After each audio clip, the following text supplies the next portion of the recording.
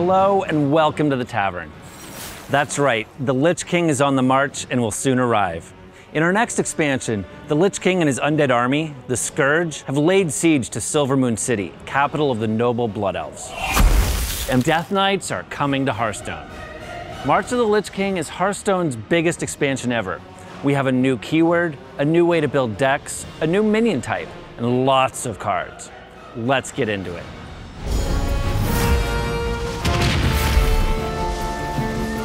Hey, Liv. Hey, Matt. Hey. We've seen the Lich King in Hearthstone before, but things are a little different this time around, right? That's right. This time the Lich King's back, joining their roster of heroes, adding Death Knight as the 11th class in Hearthstone.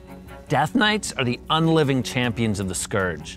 They fortify themselves with the power of blood, blast their enemies with a chill of frost, and raise the dead with unholy fervor. To get to know the new class, you will follow the journey of Prince Arthas Menethil in an action-packed solo adventure as he goes down the dark path that leads him to becoming a Death Knight, and ultimately the Lich King. This is the greatest Warcraft story ever told, now in Hearthstone. In this prologue, you play as the new Death Knight class, and you'll face down some of Hearthstone's greatest heroes, including Uther, Sylvanas, and Illidan. The prologue will be available to all players for free. After you complete the prologue and become the Lich King, you'll unlock the Death Knight class, which also gives you access to their core set, and it's huge. 32 cards. That's nearly twice the size of the other classes, and will continue to be that large for the future. You'll also get 3 pre-made decks to help you jump right in. Right, we really wanted to make sure that players had the opportunity to try a bunch of different Death Knight strategies on launch. So we also created the Path of Arthas, which is a set of 26 additional Death Knight cards to help you power up your collection. And the Path of Arthas bundle comes with 3 advanced Death Knight decks so that you're battle ready on day 1. Oh, and there's still also an expansion set, so that's another 10 Death Knight cards there too.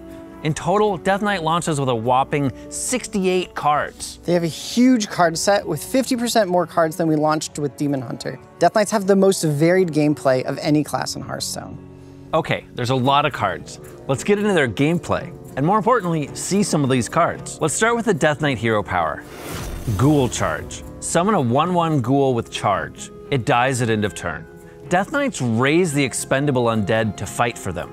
For Death Knights, dying is all part of the game. In fact, it's essential to power up some of your new cards using their new mechanic, corpses. Whenever a friendly minion dies, you add another corpse to the pile. You can see your corpse counter underneath your mana bar. Many Death Knight cards spend those corpses to unlock additional effects. So, you ready to show some cards? Let's do it. All right, here's Army of the Dead. Raise up to 5 corpses as 2/2 ghouls with Rush. It doesn't matter what minions died to give you the corpses, they're just a resource to be consumed. If the necromantic harvesting of corpses makes you squeamish, you can think about it like recycling, just with dead things. It can also be used to power some spells. Corpse Explosion is my favorite spell in World of Warcraft, so I'm really excited to bring it to Hearthstone to be the coolest board clear that we've ever made.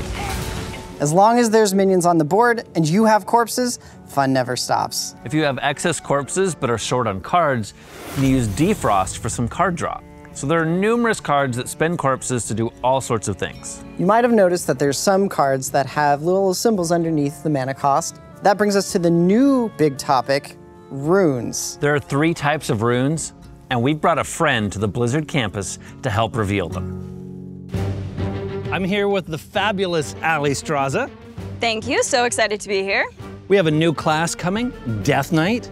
All right. And Death Knights use runes to specialize their deck. Ali's gonna help us reveal those runes. We have a few challenges lined up for you. You ready to go? I'm super ready. Let's do it. Welcome to our first challenge. We have 5 tons of snow for you. This is real snow, Yeah. like actually snow. Somewhere in this 5 tons of snow is our first rune. Here are your rune finding tools. Okay. Have at it. Oh my gosh. Whew. This might take me a while. Whew. Take your time, take your time. All right. I'm not very far in, okay. I think I could probably require some assistance. We'll find this rune. We will find this rune. Absolutely. Oh, what'd you find? I found it! Frost. Beautiful. Found the frost rune! All right, let's go get some hot chocolate before the zombies arrive. Wait, zombies? This is your second challenge. What? The rune you're looking for is somewhere in there. Okay, all right. That'd be too easy, so Too easy. yeah. Wish me luck, everyone. Livening up the worms for you. We're livening up the worms. Yeah. Ready? What does that feel like? Oh my God, wait, what was that?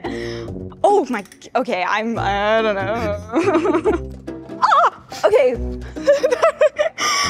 I feel like I'm getting closer. Oh God, okay, sorry. Just really dig in there. Ooh, wait, hold on. Nope. Find Okay, something? nope. No. It was just dirt.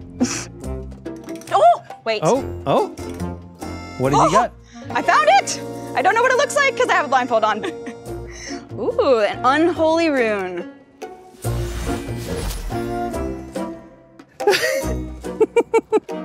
That is not real. No worms were harmed in the making of this. That makes me feel better. I didn't want to hurt the worms. That's 2 challenges down. You ready for a third? I'm ready for a third. Let's get popping. Let's do it. We have here the third and final challenge. Yep. The rune you're looking for is in one of these balloons. It might get a little messy. We do have some protection for you. Oh, sweet. Looking great. Look good, right? All right. Here is your rune finder. Whew. Ready? I'm ready. All right. Oh my goodness. Oh. Oh. Oh my God. Oh my God. Oh. Ah. Okay. Keep trying. I can't see. That wasn't it.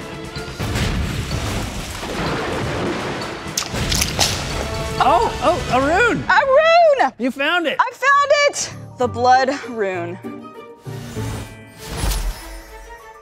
I think that this was definitely my favorite challenge. Why is that? You know, just. I'm sorry, I had to do it. All right. Allie Strauss, it's been wonderful. Thank you very, very much for having me. This was an absolute blast. Back to me. Thanks, Allie. We mentioned earlier that Death Knights have the most varied gameplay of any class. We're not just saying that. Runes are a way of specializing your Death Knight deck towards a wide range of playstyles. Blood, Frost, and Unholy runes. These are critical to building a Death Knight deck. During deck construction, there are 3 rune slots. You can fill them with any combination of Blood, Frost, or Unholy runes to choose how much you want to devote yourself to that playstyle. Your deck's runes control what Death Knight cards you can add to your deck. We wanted to build a new axis for players who liked deck building to give them more depth when constructing decks. If you're someone who prefers to use other people's decks, don't worry, the rune system's gonna feel pretty invisible, as copy-pasting deck codes is gonna feel pretty much the way it was. Since most Death Knight cards have rune requirements on them, runes greatly impact what your deck feels like. Corpse Explosion requires 2 blood runes, so your deck has to have at least 2 blood runes to be able to add Corpse Explosion to your deck. Death Knights can do many incredibly powerful things, but you can't just cherry pick the best cards. The rune system lets you specialize your deck, but in a very flexible way, full of interesting trade-offs. So let's talk about how each specialization of Death Knight plays and what makes them unique. Well, first, Blood Death Knights. Blood Death Knights are big meat bags and incredibly resilient.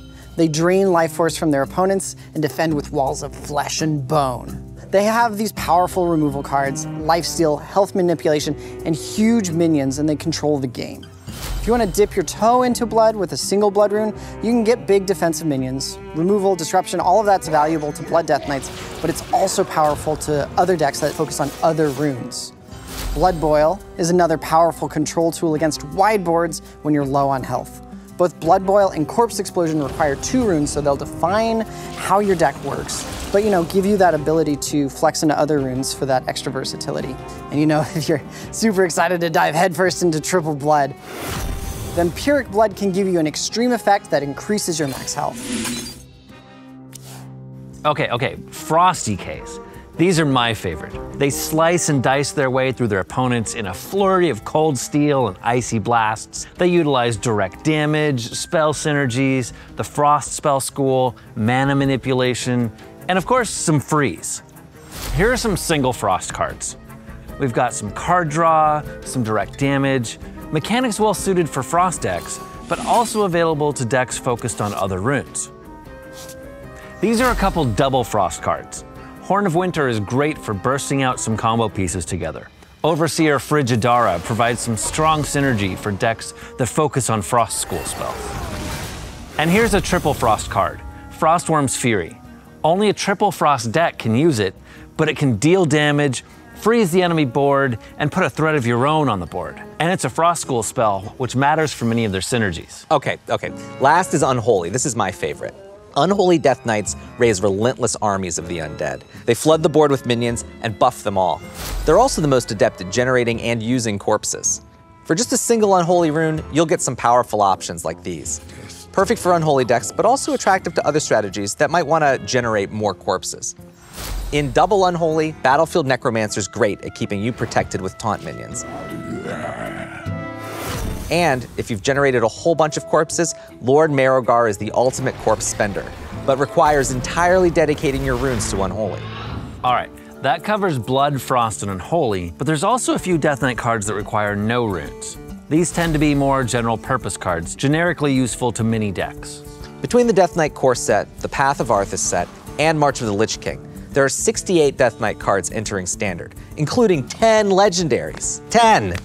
Okay, you've seen what the 3 rune types are all about, but how do they fit together to make some sweet decks? Well, I mentioned before that the Path of Arthas bundle comes with 3 pre-made decks to get you started. Well, let's take a look at a couple of those now to help make the rune system clear.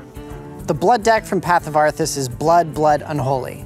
Now remember, corpses are a new resource for Death Knights, but control decks don't run a lot of minions, mostly just big ones, so your corpse generation is kinda low. So we'll dip into Unholy for cards like Graveyard Shift, which is a very efficient corpse generator. You get 4 corpses from just 1 card.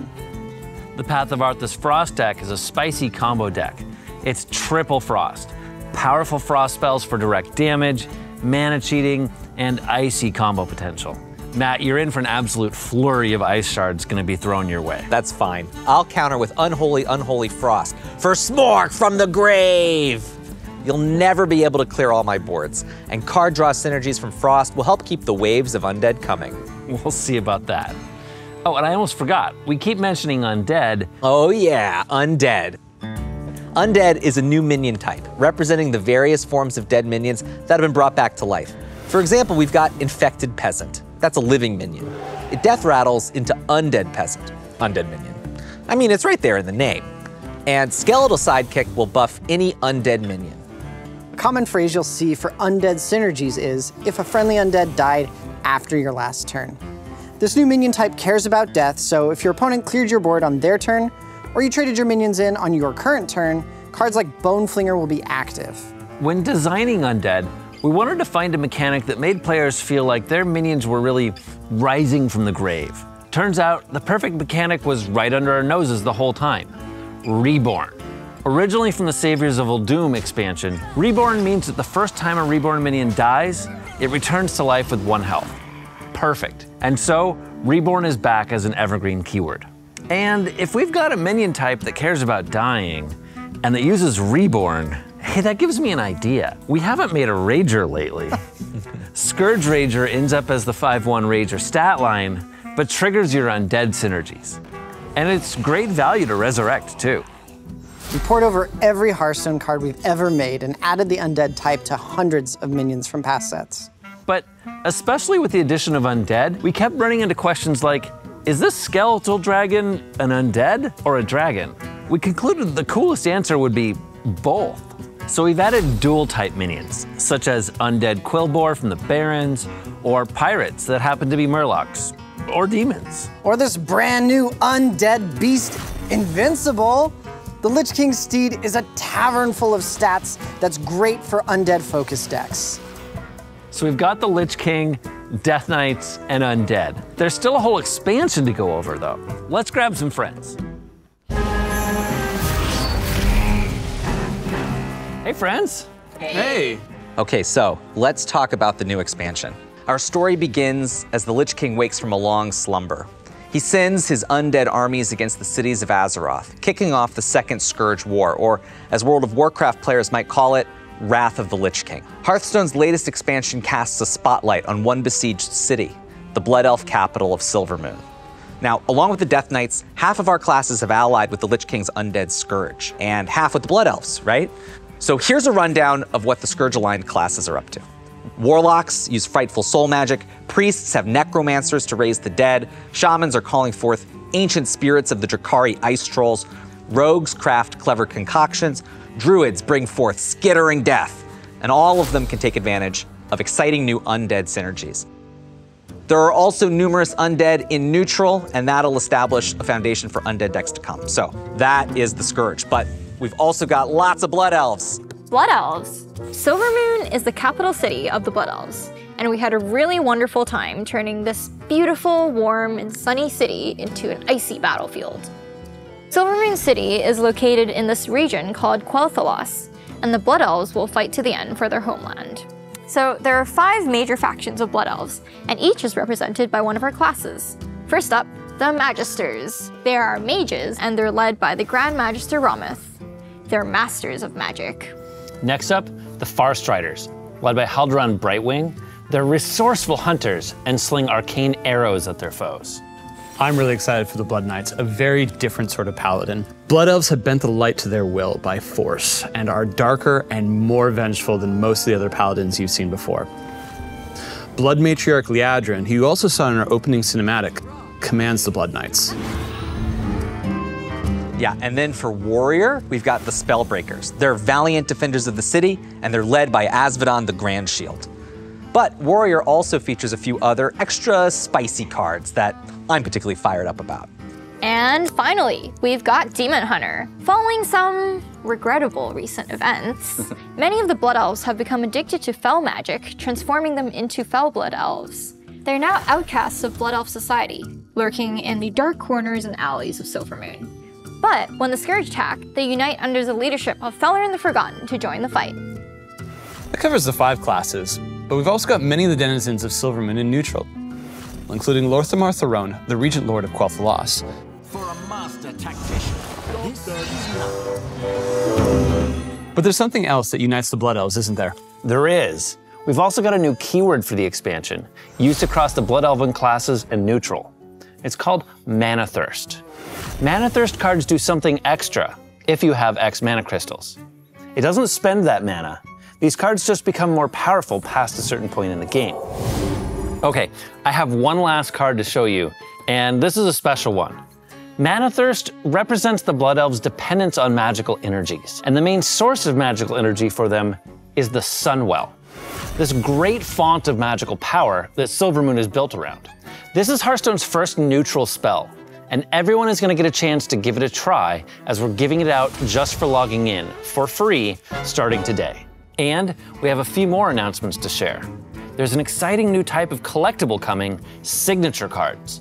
One of the most requested types of cosmetics, this new card showcases the full card art. Here's a look at March of the Lich King signature cards. We've gone with an icy sepia style, along with a dark and scourgy frame. In total, there are 18 signature cosmetic cards for the March of the Lich King, including 15 legendaries. You'll find them in card packs, and they're not craftable. March of the Lich King golden packs have been upgraded to signature golden packs. They have a higher chance of including legendaries and signature cards, and will be available for direct purchase at launch. And here's one more. Lorthamar Theron. We think signature cards are elegant and unique, and we hope you will too.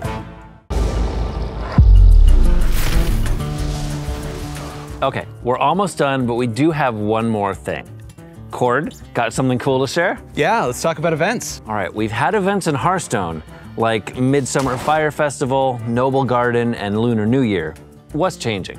Well, our events have been delivered mainly through legendary quests, which were great, but we'd like to do more, and to do that, we've created a new event system. Time-limited events now have a dedicated place within the Hearthstone menu, and when an event is active, a wax seal will replace the journal button to let you know something special is going on.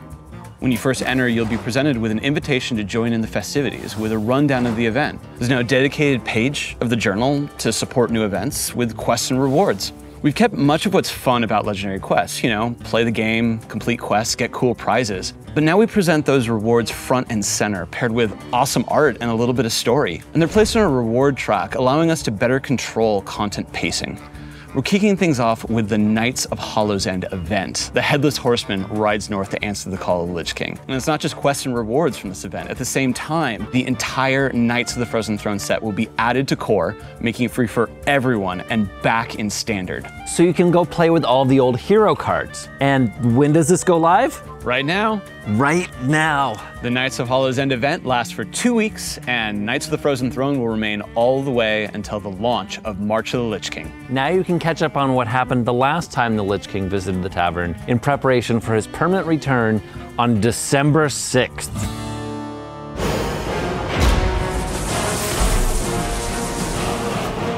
Well, that wraps it up.